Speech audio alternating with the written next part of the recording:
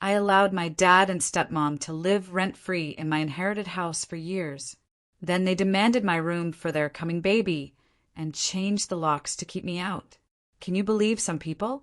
My own father, the man who should have been my protector, actually changed the locks on my inherited home.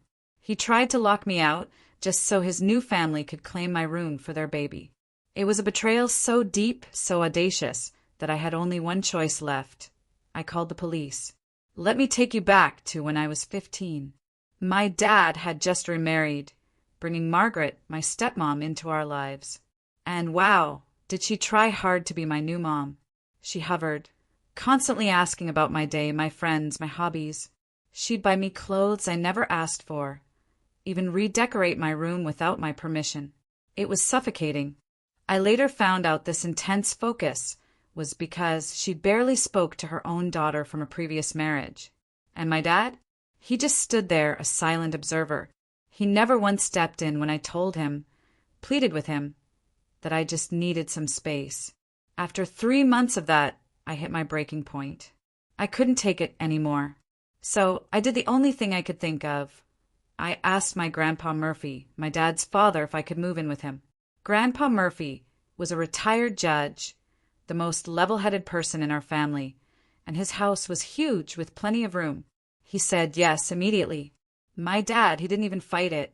In fact, he seemed almost relieved, like it would remove any tension from his shiny new marriage. Living with Grandpa was incredible. He understood me. He gave me space when I needed it, but he was always there if I wanted to talk. He taught me so much about finances, property management, even a bit of law. Lessons that, little did I know, would become unbelievably important later. Then, when I was 17, a complete shock.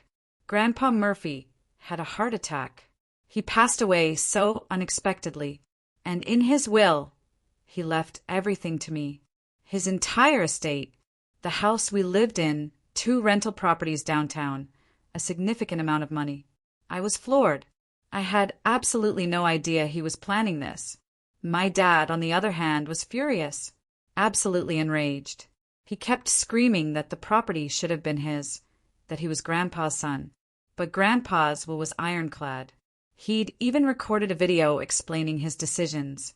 In it, he said he was leaving everything to me because he believed I would be responsible with it. Unlike my father, who, as Grandpa detailed, had borrowed and lost significant amounts of money from him over the years. That stung, but it was the truth. And here's where things got really, really weird. Instead of me moving back in with my dad and stepmom, which, let's be honest, was never going to happen, they decided to move into my house. The house I had just inherited. They claimed their own place was too small for the 3 of us, even though I had lived there before, perfectly fine. And since I had this big house now, it just made sense for them to move in. I was only 17, so I didn't have much of a say in the matter. But I did set 2 very clear conditions. They were not, under any circumstances, to enter my bedroom or my grandfather's office. Those rooms held my personal items, irreplaceable memories, and important paperwork.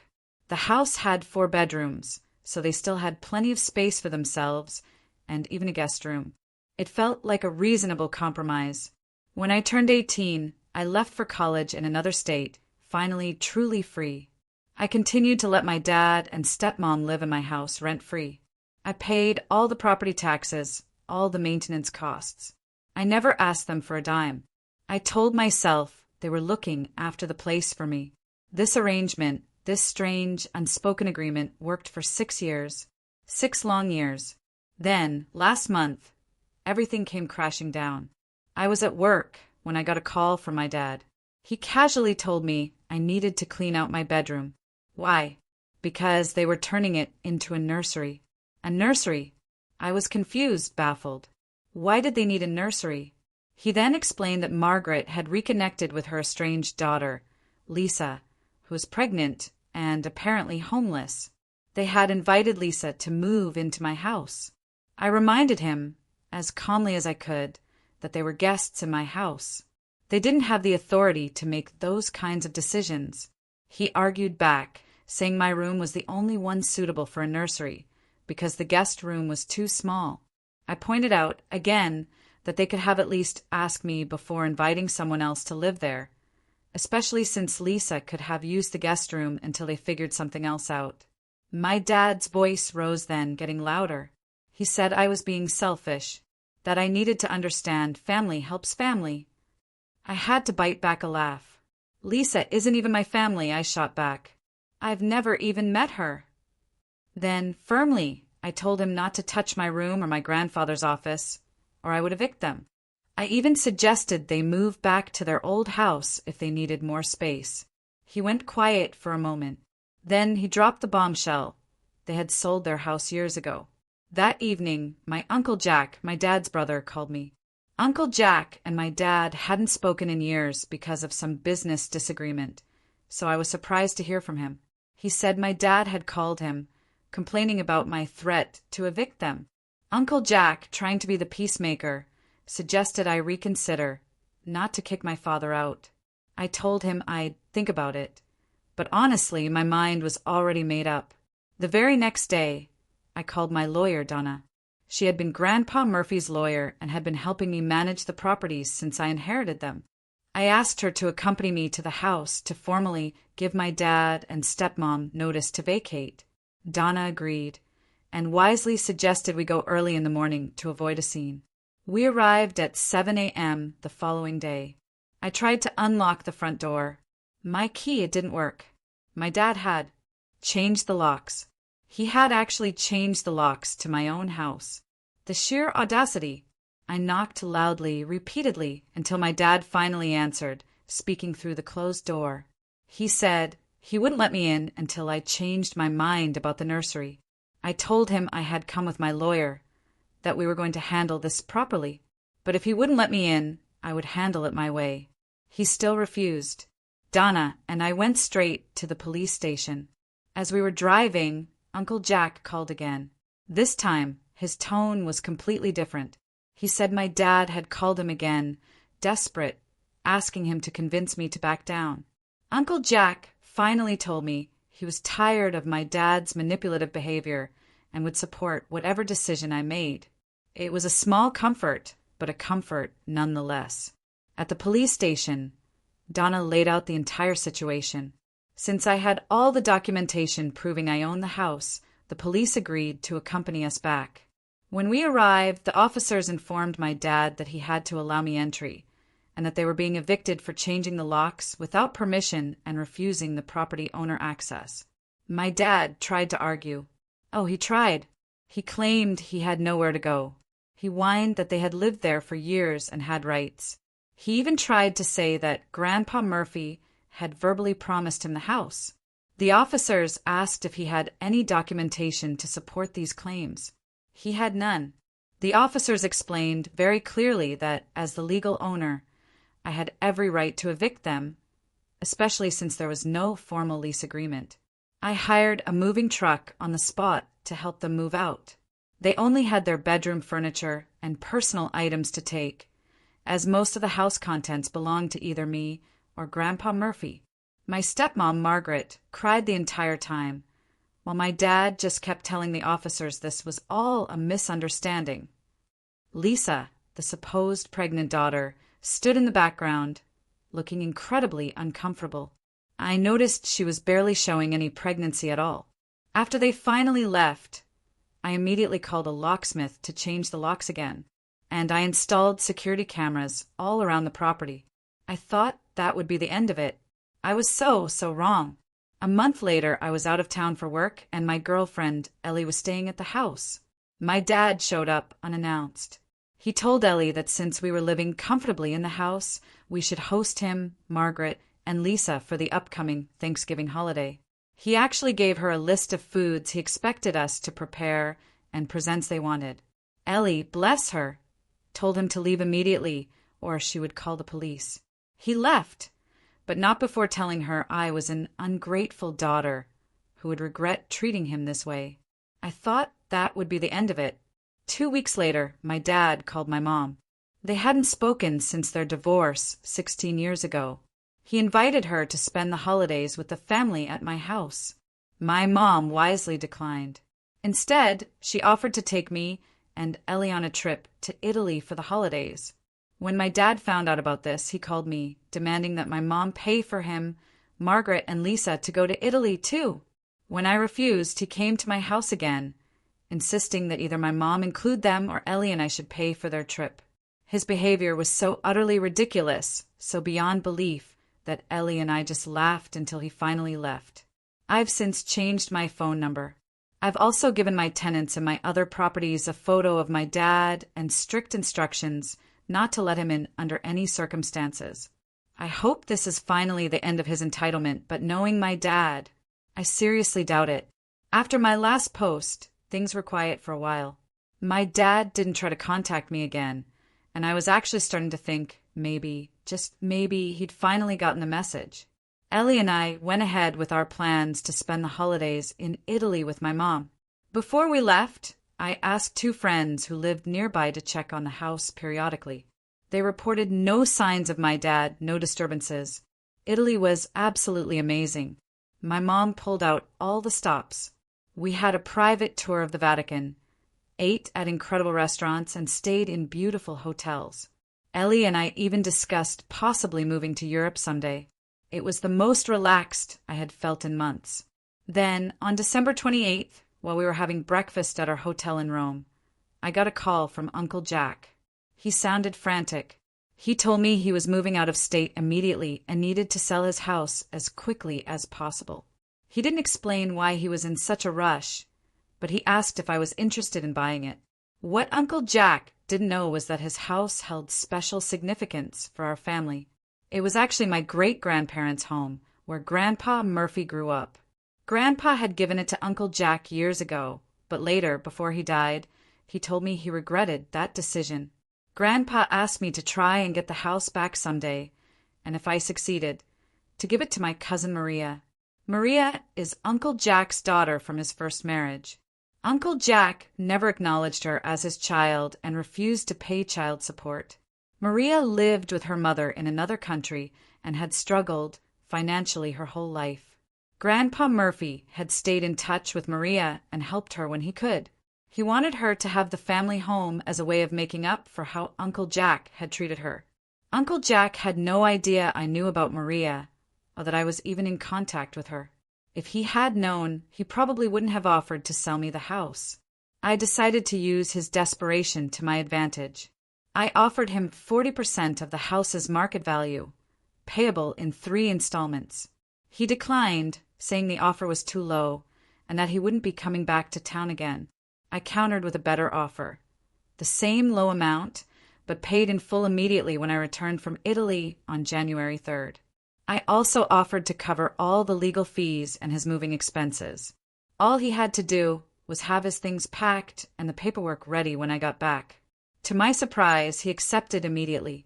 Ellie and I cut our trip short by 2 days and flew back.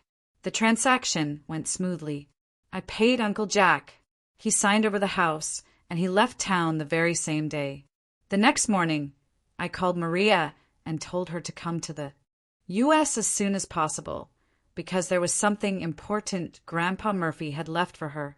She arrived 3 days later, and I gave her the keys to the house along with some money to help her get settled. Maria needed to stay for several days to handle the paperwork for the property transfer and to apply for a visa that would allow her to move permanently. During this time, she stayed with Ellie and me. We were having dinner at home one evening when my dad showed up again. As it turned out, Uncle Jack had been planning to sell the house to my dad. My dad had asked for a few days to gather the money and was absolutely furious when he learned I had bought it instead. Uncle Jack, wanting to avoid a confrontation with my dad, simply told him I had purchased the property and left town. My dad, assuming I had bought the house for myself, decided to claim it. When no one answered his knocking at Uncle Jack's old house, he broke a window and let himself in. What he didn't know was that the house had a doorbell camera that Maria had just installed. We watched the break-in on Maria's phone and called the police immediately. Since Maria was a foreign national and the break-in was happening in an upscale neighborhood, the police responded incredibly quickly. They arrived at the house and found my dad inside, going through closets and drawers. He was shocked when the police told him the house belonged to Maria, not me. They arrested him for breaking and entering. With help from my lawyer, Maria pressed charges against my dad. Due to his previous behavior at my house, changing locks and refusing entry to the legal owner, the judge denied bail. He's currently in jail awaiting trial and could face several months of jail time. After my dad was arrested, I did some digging to find out why Uncle Jack had been in such a hurry to leave town. It turns out he had borrowed a significant amount of money from his wife's brother for a business venture that failed spectacularly. When he couldn't repay the loan, his brother-in-law threatened legal action. Uncle Jack decided to sell everything and skip town rather than face the consequences. I sent Uncle Jack a text message letting him know that if he ever tried to contact my dad or cause problems for Maria, I would tell his wife's family exactly where he was. He responded by blocking my number, which was just fine by me. I don't expect we'll hear from him again. Maria is considering keeping the house and moving to the U.S. permanently. She works in IT and can do her job remotely from anywhere. Having the house gives her a fresh start away from her difficult childhood and the opportunity to build a new life.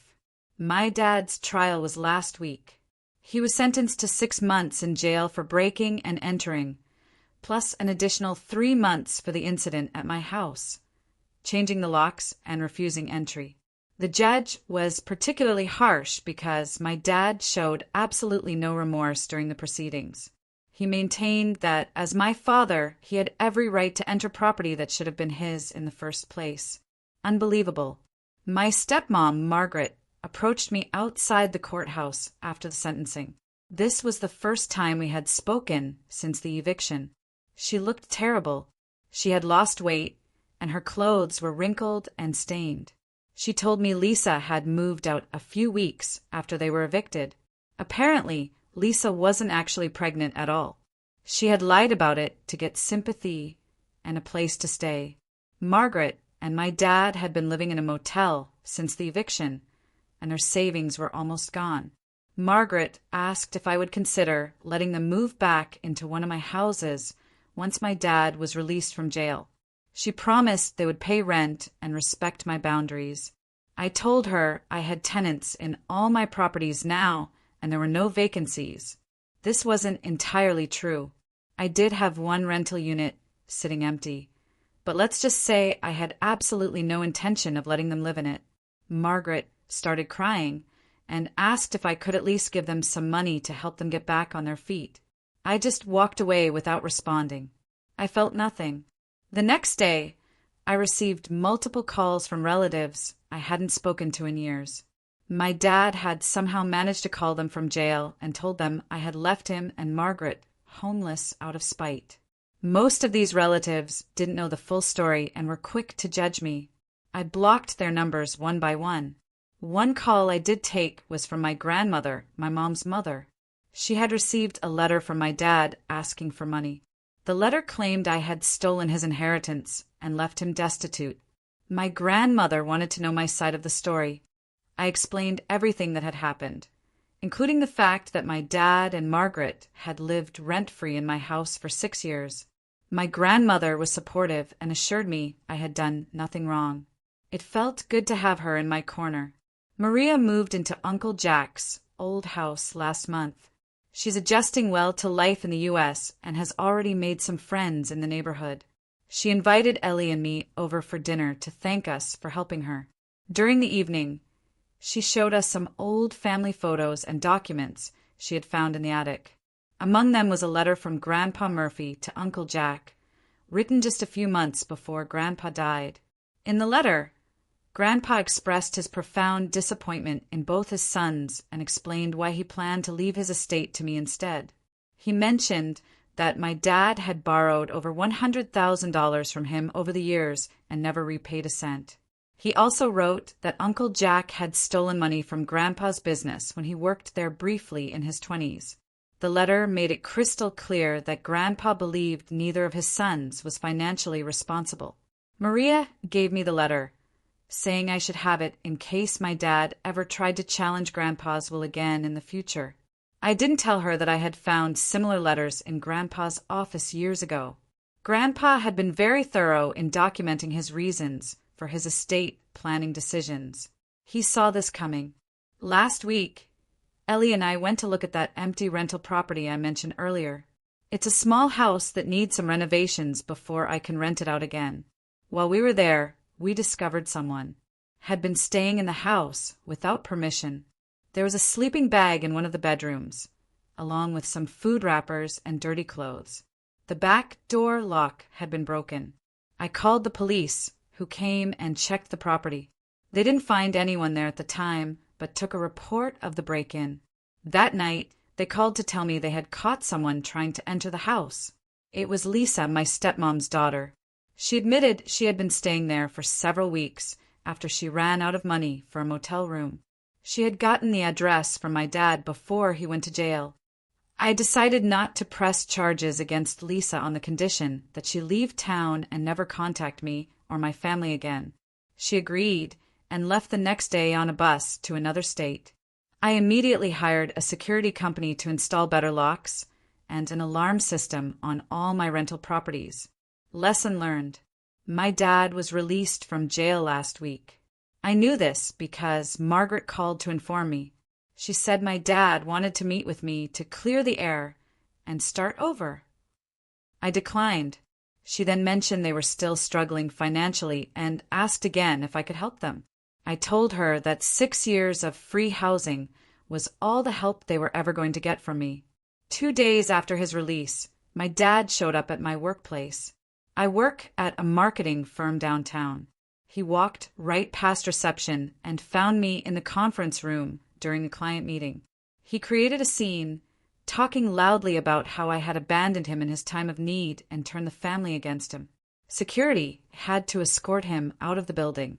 My boss was understanding, thankfully, but suggested I work from home for a while, just in case my dad returned.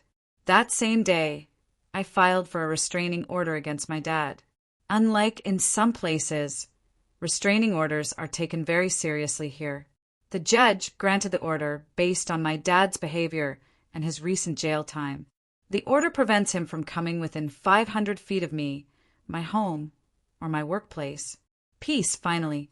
Maria has fully settled into her new home. She found a good job at a local tech company and has made friends in the neighborhood. She invited me and Ellie over for a housewarming party last month. The house looks completely different. She's renovated it beautifully, while still keeping some of the original features that meant so much to Grandpa Murphy. Ellie moved in with me permanently, and we're actually discussing buying a house together in a different neighborhood. While I love my grandfather's house, it carries too many negative memories now. We're looking at properties closer to downtown where we both work. I plan to keep Grandpa's house as a rental property. It's in a desirable area and should generate good income. As for my other properties, they're all rented to reliable tenants. I raised the rent slightly to cover the cost of the new security systems, but I still keep it below market value. Several of my tenants are friends or colleagues who needed affordable housing, and I'm happy to help them out. Uncle Jack tried to contact Maria a few months ago. He claimed he wanted to reconnect with his daughter and make amends for the past. Maria, smart woman that she is, didn't respond to his messages. She later found out through a mutual acquaintance that Uncle Jack was in financial trouble again and likely looking for a place to stay. Maria changed her phone number as a precaution. My mom suggested I speak with a financial advisor about setting up a trust for my properties. This would provide an extra layer of protection in case my dad ever tried to claim he had rights to any of them. I met with an advisor last week, and I'm in the process of establishing the trust. Grandpa Murphy would have absolutely approved of this step. He always emphasized the importance of protecting assets. Margaret filed for divorce from my dad last month. She contacted me to let me know, and specifically said not to ask for anything.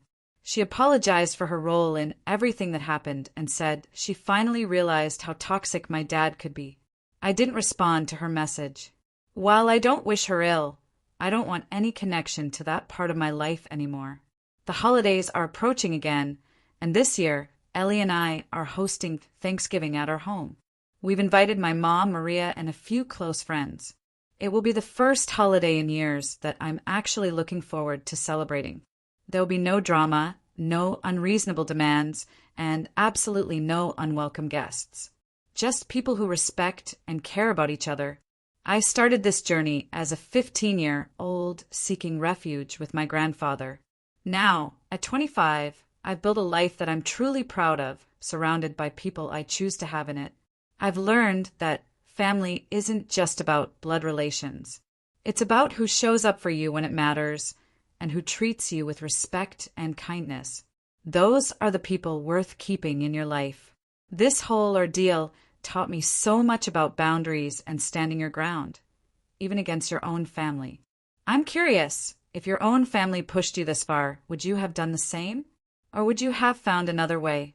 Tell me what you think in the comments below.